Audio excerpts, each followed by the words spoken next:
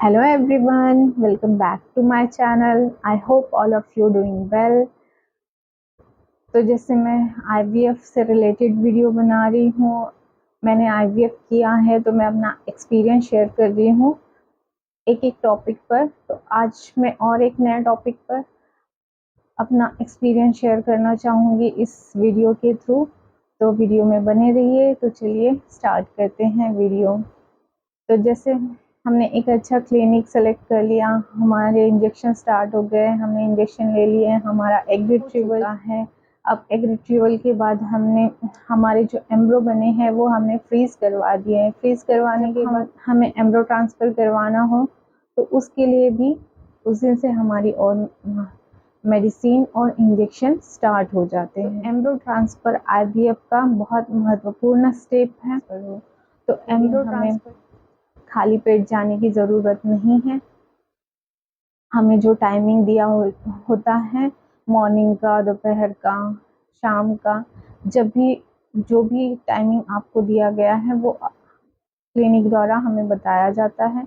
तो मेरा एम्ब्रो transfer morning के टाइम में ही हुआ। मॉर्निंग में ही 10 बजे आने के लिए कहा गया था। उस टाइम एडमिट किया जाता है और शायद दोपहर में मेरा 10:30 बजे का टाइमिंग था क्लिनिक में रिपोर्ट करने का, फिर वहाँ एडमिट होना था। डॉक्टर्स पहले ही बता देते हैं कि आपको खाली पेट आने की ज़रूरत नहीं है, कि जैसा कि एग रिट्रीवल के समय हमें खाली पेट बुलाते हैं क्योंकि एनेस्थीसिया दिया जाता है, लेकिन जब एम्ब्रो ट्रांसफ़र होता है तो हमें खाली पेट रहने की कोई ज़रूरत नहीं है। अगर हम मॉर्निंग में जा रहे हैं तो हम ब्रेकफास्ट करके जा सकते हैं, करके अच्छे से आराम से जाया जा सकता है, क्योंकि एनेस्थीसिया नहीं होता और एम्ब्रो ट्रांसफ़र का प्रोसेस भी 2 से 3 मिनट का प्रोसेस होता है।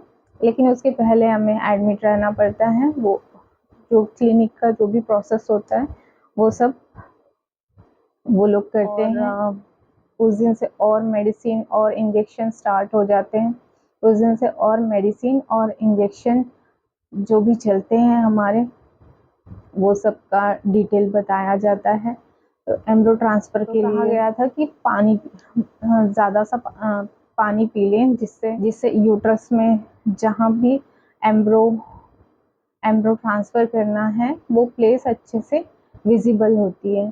तो मैंने पानी तो पिया था, पर मैंने कहीं कोई वीडियो देखा था कि एम्ब्रो ट्रांसफ़र के तुरंत बाद यूरिन पास नहीं करना है।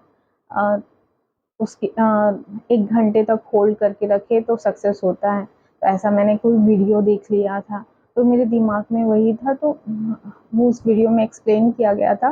वो भी कोई सिस्टर थी, तो उन्होंने अपना एक्सपीरियंस शेयर किया था। उनके 2 IVF हुए थे। उनके 2 IVF हुए थे। फर्स्ट वाला फेल हुआ था, तो सेकंड टाइम उन्होंने क्या-क्या प्रिकॉशन लिया, उसमें ये भी प्रिकॉशन वो एक्सप्लेन कर रही थी कि इतना ज़्यादा पानी ना पिएँ कि एम्ब्रो ट्रांसफ़र के बाद आप मतलब यूरिन होल्ड ना कर सकें, क्योंकि मैंने 1 घंटे तक यूरिन पास नहीं किया था, जिससे मेरा IVF सक्सेस रहा सेकंड टाइम। तो वो चीज़ मेरे दिमाग में थी। मुझे नॉलेज तो था नहीं कि ऐसा नहीं होता है, लेकिन हम जब कोई देख लेते हैं, कुछ सुन लेते हैं, तो वो हमारे दिमाग में रहता है। तो ऐसा कुछ भी नहीं, जबकि फैक्ट ये है कि ऐसा कुछ भी नहीं है। एम्ब्रो ट्रांसफ़र के तुरंत बाद आप यूरिन पास कर सकते हो। एम्ब्रो नहीं गिरता है। ये टोटली मिथ है, क्योंकि जब मेरा एम्ब्रो ट्रांसफ़र होने वाला था, तो जब मैं एडमिट हुई, मुझे कहा गया कि पानी पीजिए। फिर एक बार सोनोग्राफी से डॉक्टर चेक करते हैं कि कितना पानी विजिबल है या नहीं। तो मैंने तो थोड़ा ही पानी पिया था, आधा ग्लास इतना, तो उससे तो नहीं कुछ समझ में आ रहा था डॉक्टर को। तो डॉक्टर ने कहा कि और पानी पियो, ज़्यादा सा पानी पियो, मतलब यूरिन प्रेशर बनना चाहिए, तभी एम्ब्रो ट्रांसफ़र होता है। तो मेरे दिमाग में तो वो उस वीडियो की बात थी कि एम्ब्रो ट्रांसफ़र के तुरंत बाद तो यूरिन पास नहीं करना है। अगर मैं इतना पानी पी लूँगी तो मुझे यूरिन प्रेशर आएगा, तो फिर रोक पाना मुश्किल हो सकता है। तो मैंने तभी भी एक गिलास पानी पिया और मतलब ज़्यादा पानी नहीं पी रही थी। तो ये बहुत गलत बात है। तो अगर जो भी आईवीएफ करा रहे हो और एम्ब्रो ट्रांसफ़र के समय आप अच्छे से पानी पिएँ, मतलब उस आप अच्छे से पानी पिएँ, क्योंकि एम्ब्रो ट्रांसफ़र का प्रोसेस सिर्फ 2 से 3 मिनट का होता है। उसके बाद आप यूरिन पास कर सकते हैं। और अगर आपके मन में ये हो कि तुरंत यूरिन पास नहीं करना चाहिए, कहीं एम्ब्रो गिर ना जाए, तो ऐसा नहीं है। 1 घंटा रुकना चाहिए या आधा घंटा रुकना चाहिए, ऐसा कुछ नहीं है।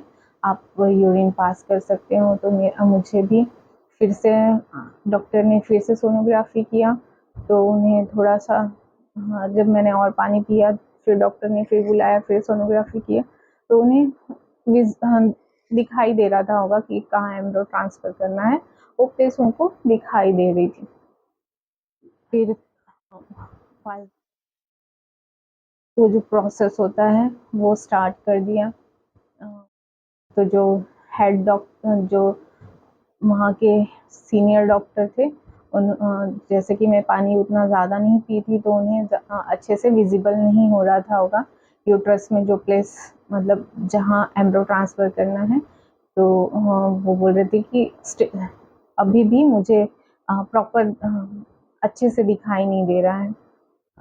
तो जो डॉक्टर ने सोनोग्राफ़ी किया था, तो वो डॉक्टर बोले कि मुझे दिखाई दे रहा है। तो उन्होंने कहा कि फिर आप ही ट्रांसफ़र करो, ऐसा उन्होंने कहा। लेकिन वो सीनियर डॉक्टर ने ही ट्रांसफ़र किया और मेरे 3 एम्ब्रो ट्रांसफ़र किए गए थे। और मुझे डर लग रहा था, क्योंकि जब वहाँ ऑपरेशन थिएटर में ऊपर लाइट होती है ना, वो सब देखकर थोड़ा-सा घबराहट होती है। तो डॉक्टर ने कहा था मेरी आँखें बंद कर लो, तो मैंने आँखें बंद कर ली थी। बस हम जो भी भगवान को मानते हैं, बस मैं उन्हीं को याद कर रही थी, और कुछ नहीं था दिमाग में। बस उस समय भगवान ही याद आते हैं, तो मेरे साथ भी ऐसा ही। बस मैं माता रानी को याद कर रही थी कि अच्छे से हो जाए, अच्छे से हो जाए। फिर विदिन 2 मिनट में प्रोसेस हो गया और मैं लेटी ही थी। तो फिर जो डॉक्टर हैं उन्होंने सोनोग्राफी में दिखाया कि ये डॉट डॉट जो दिख रहे हैं, यही एम्ब्रो है, यही बच्चे हैं, ये ट्रांसफ़र हो गया है और अच्छे से हो गया है। फिर डॉक्टर चले गए। फिर नर्स ने कहा कि आराम से उतरना है, आराम से चलना है, और सबसे पहले यूरिन पास करना है और फिर लेट जाना है। तो मैं तुरंत, मेरा एम्ब्रो ट्रांसफ़र हुआ और मैंने जाकर यूरिन पास किया और फिर लेट गई। 2 से 3 घंटों तक मैं ऐसे लेटी रही। उसके बाद डॉक्टर ने देखा सब ठीक लग रहा है, कोई प्रॉब्लम नहीं है, तो आप घर जा सकते हैं। लेकिन 2 व्हीलर 3 व्हीलर का यूज़ नहीं करना है आपसे। और जो भी मेडिसिन दी गई हैं उन्हें टाइम पे खाना है, जो भी इंजेक्शन है वो टाइम पे लेना है, और स्ट्रेस नहीं लेना है। और 14 डेज़ बीटा एचसीजी का टेस्ट कराने आना है। तो ऐसा था मेरा एम्ब्रो ट्रांसफ़र का डे। और एक बात बताना मैं भूल गई, जिस तरह हम एग रिट्रीवल के समय जाते हैं, कोई मेकअप नहीं करना है, या कोई भी परफ्यूम या कोई भी ऐसी फ्रेगरेंस वाली चीज़ें अपने बॉडी पर अप्लाई नहीं करके जाना है। वैसा ही एम्ब्रो ट्रांसफ़र के समय, जिस तरह एग रिट्रीवल के समय हमें कोई भी केमिकल का यूज़ नहीं, कोई भी ब्यूटी प्रोडक्ट, क्योंकि ऑलमोस्ट सारे ब्यूटी प्रोडक्ट्स में कोई ना कोई केमिकल होते हैं, तो वो हमारे जिस तरह एग को हार्म कर सकते थे, उसी तरह एम्ब्रो पर भी ये एप्लीकेबल है। एम्ब्रो ट्रांसफ़र के समय भी आप कोई ऐसी चीज़ अपने फेस पे, अपने बॉडी पे, या कोई स्प्रे बिल्कुल ना लगाएं, क्योंकि उससे एम्ब्रो की क्वालिटी पर असर पड़ सकता है। तो ऐसा था मेरा एम्ब्रो ट्रांसफ़र का दिन, और मेरा एम्ब्रो ट्रांसफ़र अच्छी तरह से हो गया। ऐसा डॉक्टर्स ने मुझे बताया कि अच्छे से हो गया है, और अब आप घर में जाके कोई हेवी एकदम टोटली बेड रेस्ट करने की ज़रूरत नहीं है, लेकिन रेस्ट करना है, और कोई भी हेवी एक्सरसाइज इस तरह का कुछ करना नहीं है, और स्ट्रेस नहीं लेना है, और बाहर की कुछ चीज़ें नहीं खाना है, कोई भी चीज़ बाहर की खाना ही नहीं है, और मसालेदार, तला भुना ये सब बिल्कुल अवॉइड करना है, और गरम चीज़ें बिल्कुल नहीं खाना है। जितनी भी गरम चीज़ें, चाहे वो अदरक हो, चाहे वो गरम मसाले हो, पपाया, पाइनएप्पल, ये सब मना किया गया था मुझे एम्ब्रो ट्रांसफ़र के बाद। ये सब कुछ भी नहीं खाना है, और सिंपल घर का बना खाना है, बाहर का कुछ भी नहीं खाना है आपको, और स्ट्रेस नहीं लेना है। और आप 14 दिन के बाद फिर से क्लिनिक आइए, और बीटा एसिडी का टेस्ट होगा। फिर हम टू व्हीलर, थ्री व्हीलर को तो अवॉइड करने के लिए कहा ही गया था। ओनली फोर व्हीलर से आप आ सकते हो।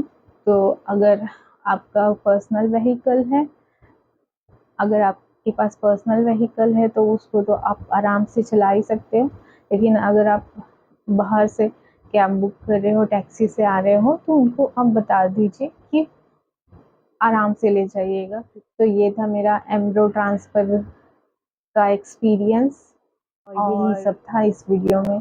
अगर वीडियो कहीं भी अच्छा लगता है आपको, तो वीडियो को लाइक करें। अगर आपको इन्फॉर्मेशन अच्छी लगती है तो चैनल को सब्सक्राइब। तो आज की वीडियो में बस इतना ही। Bye bye, take care.